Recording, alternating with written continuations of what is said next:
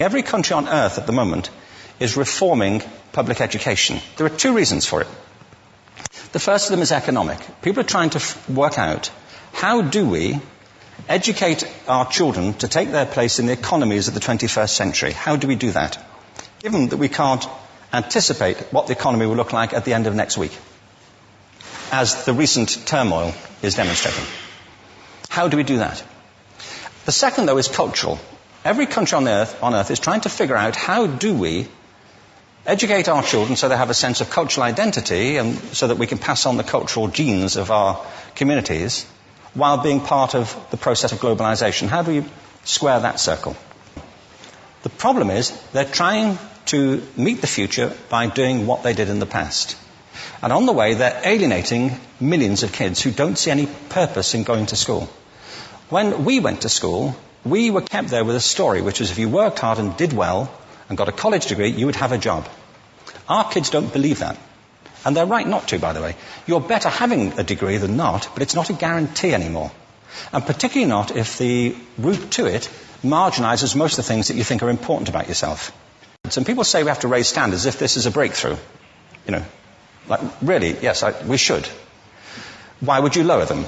You know, I mean, I haven't come across an argument that persuades me of lowering them. But raising them, of course we should raise them.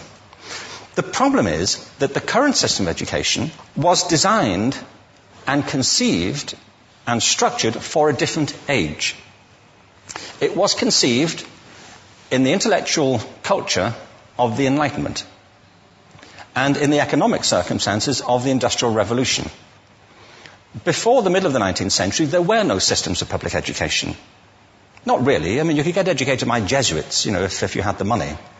But public education, paid for from taxation, compulsory to everybody and free at the point of delivery, that was a revolutionary idea. And many people objected to it. They said it's not possible for many street kids, working class children, to benefit from public education. They're incapable of learning to read and write, and why are we spending time on this? So there's also built into it a whole series of assumptions about social structure and capacity. It was driven by an economic imperative of the time, but running right through it was an intellectual model of the mind, which was essentially the Enlightenment view of intelligence. That real intelligence consists in the capacity for a certain type of deductive reasoning and a knowledge of the classics originally, what we come to think of as academic ability. And this is deep in the gene pool of public education, that there are really two types of people, academic and non-academic, smart people and non-smart people.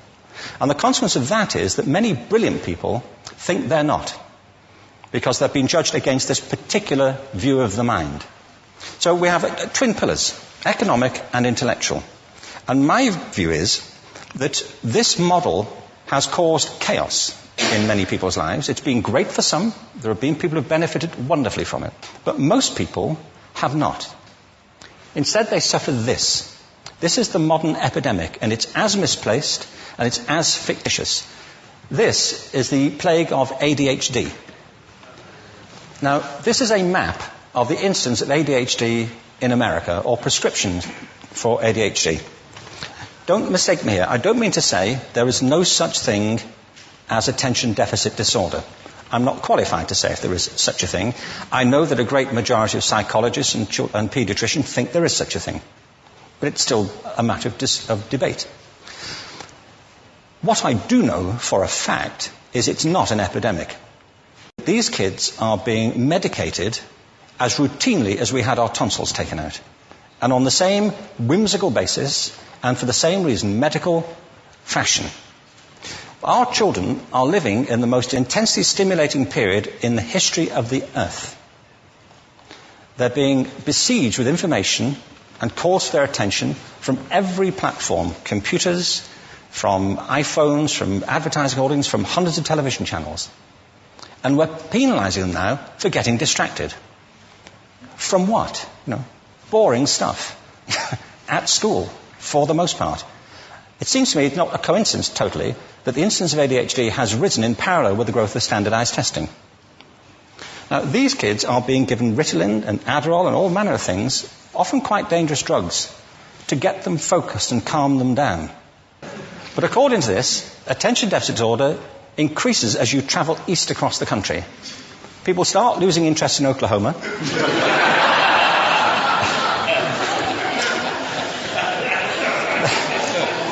They can hardly think straight in Arkansas. And by the time they get to Washington, they've lost it completely. And there are separate reasons for that, I believe. It's a fictitious epidemic. If you think of it, the arts, and I don't say this exclusively of the arts, I think it's also true of science and of maths, but I say about the arts particularly because they are the victims of this mentality currently, particularly. The arts especially address the idea of aesthetic experience. An aesthetic experience is one in which your senses are operating at their peak, when you're present in the current moment, when you're resonating with the excitement of this thing that you're experiencing, when you are fully alive. An anesthetic is when you shut your senses off and deaden yourself to what's happening. And a lot of these drugs are that. We're getting our children through education by anesthetizing them.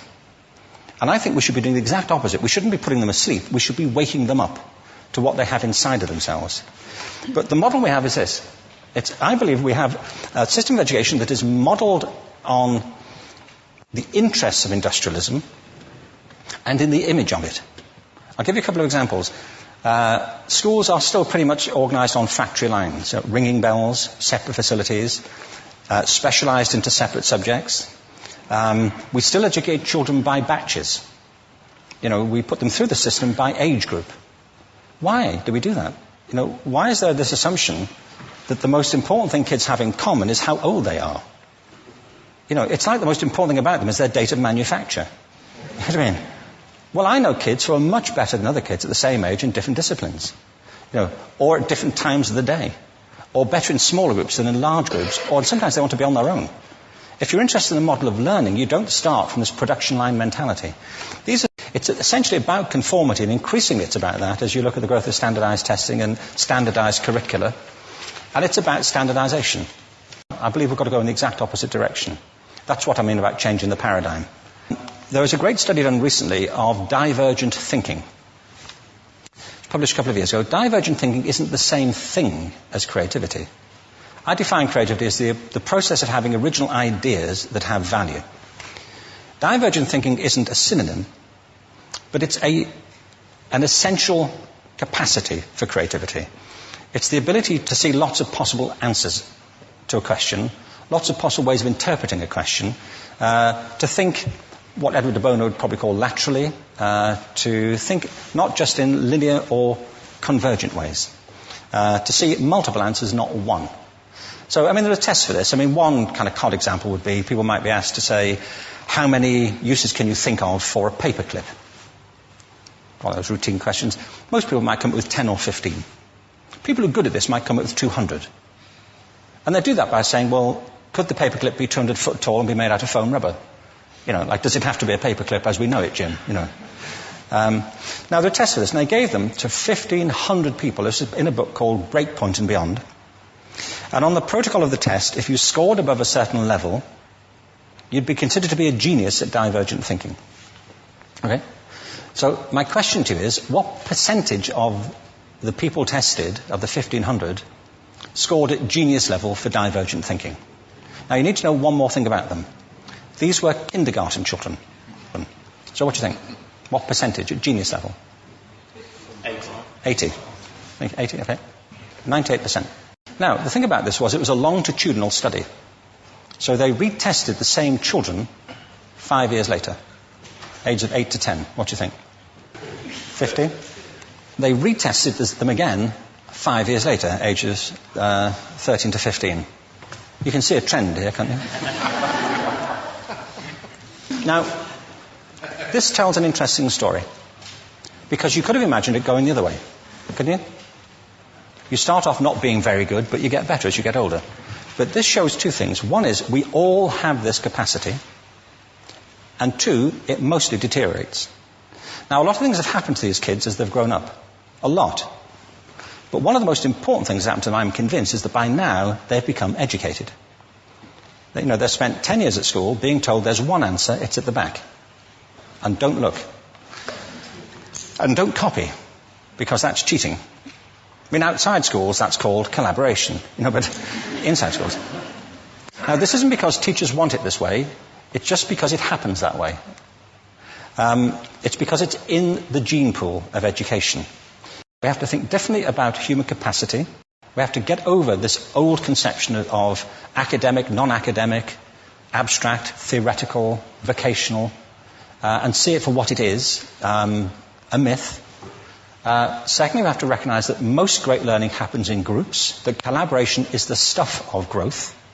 If we atomize people and separate them and judge them separately, we form a kind of disjunction between them and their natural learning environment. And thirdly, it's crucially about the culture of our institutions, the habits of the institution and the habitats that they occupy.